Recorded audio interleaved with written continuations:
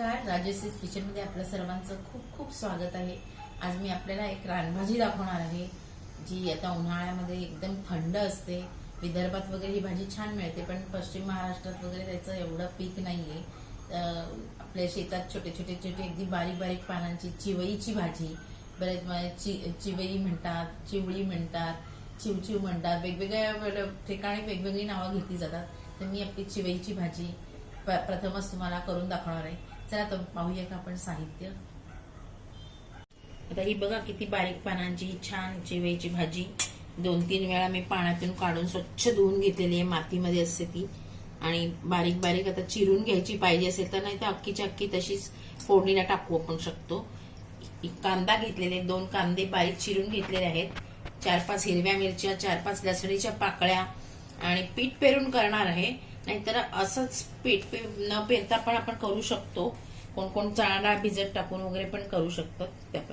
कढीपत्ता घालायचा आहे, कोथिंबीर वगैरे नंतर घालूया आपण त्याच्यावर। हे चण्याचं पीठ घेतलेलं आहे, तर थोडंसं चवीला मीठ घालायचं आहे। हे सगळं आपण परतून आता करायची। चला आता सुरुवात करूया आपण। आता एक पॅन घेतलेलं आहे, त्याच्यामध्ये आपण छान गरम गरम तेल घालूया। तेल गरम करून घेऊन त्याच्यामध्ये राई, हळद, हिंग, जिरं टाकून त्याची फोडणी तयार करूया। मी मिरची आणि लसूण ह्याचा ठेचा तयार करून घेतलाय, ठेचा घालूया। त्याच्यामध्ये कांदा परतायचा बारीक, तर आता आपण त्याच्यामध्ये राई, जिरं घालू। तेल छान तापलंय गरम गरम। आता त्याच्यात मोहरी घातली आहे, जिरं घालूया आपण, हिंग घालायचं चिमूटभर, आणि हळद घालायची।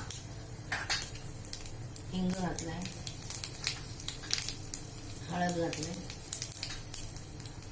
आता आपण कढीपत्ता घालूया त्याच्यात थोडासा,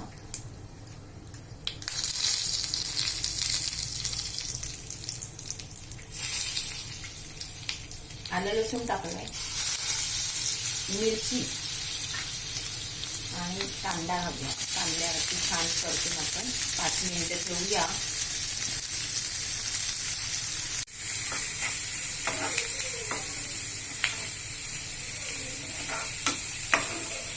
कांदा छान सॉफ्ट व्हायला पाहिजे, लाल होईपर्यंत थोडंसं परतून घेऊया, आणि परतून थोडंसं मीठ टाकून किंचित, म्हणजे कांदा मऊसूत होईल, लोण्यासारखा शिजेल जरा।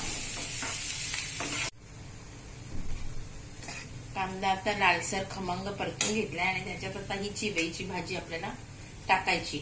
10 मिनिटं परतून वर पाणी ठेवून झाकणामध्ये शिजवून घ्यायचंय आपल्याला वाफेवरती।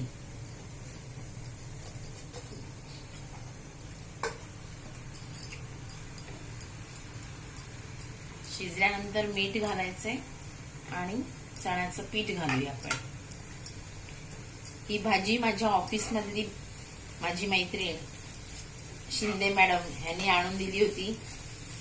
तुम्ही करा म्हणे कसं, आणि तिने मला असं सांगितलं होतं कशा पद्धतीने केले पाहिजे।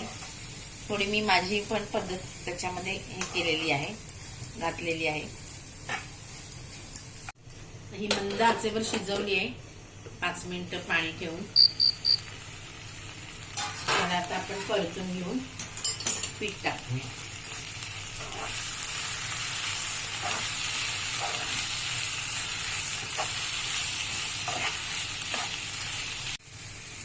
मीठ टाकते, जास्त टाकायचं नाही मीठ, कारण का कधी कधी खारट होऊ शकते।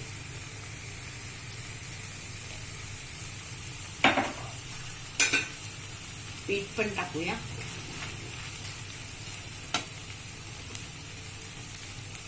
चण्याचं पीठ।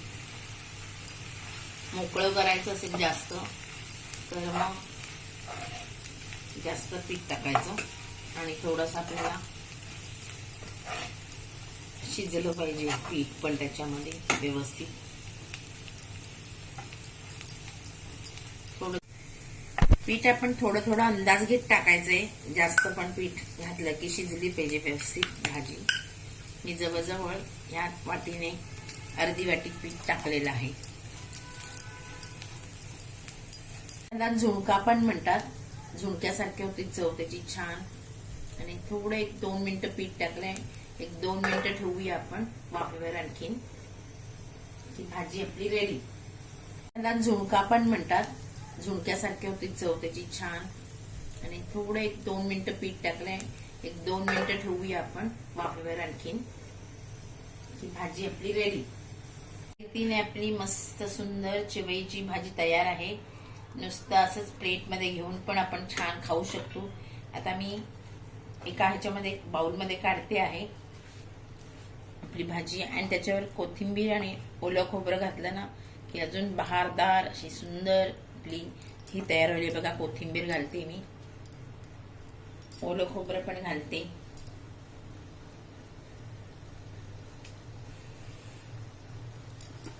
बघा सुंदर चिवईची भाजी रेडी झालेली आहे. खमंग चविष्ट गरमागरम चिवईची भाजी तयार झालेली आहे. ह्याच्याबरोबर आपण पुलका, मस्त गरम गरम पुलका तूप खाऊ शकतो. बरेच जण पन्ह आणि ते खातात आणि अशाच चमच्याने पण आपण खाऊ शकतो. एवढी सुंदर भाजी होते.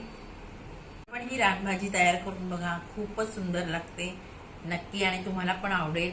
आणि राजश्रीज किचनला लाईक करा, शेअर करा, कमेंट्स करायला विसरू नका आणि बेल आयकॉनवर पण क्लिक करा. थँक्यू.